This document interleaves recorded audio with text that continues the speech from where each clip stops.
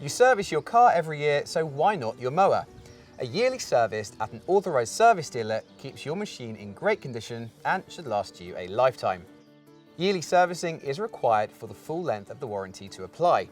Details can be found at hayter.co.uk.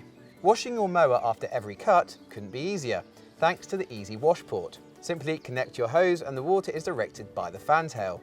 This sprays it across the underside of the mower, effectively cleaning the deck and blade so that they're ready to use again. As a rough guide, we recommend cleaning the grass bag once or twice a year, but this really depends on the mowing conditions and environment. When you can no longer see light through the bag, it should be cleaned using water and a stiff brush before being left to dry. A stiff brush should also be used to clean dried clippings from under the deck.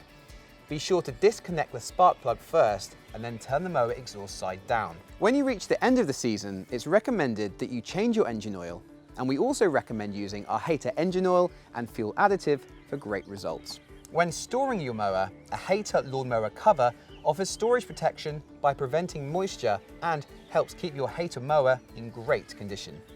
They're also waterproof, abrasion and tear resistant, and stay flexible in cold weather, making them ideal all year round protection.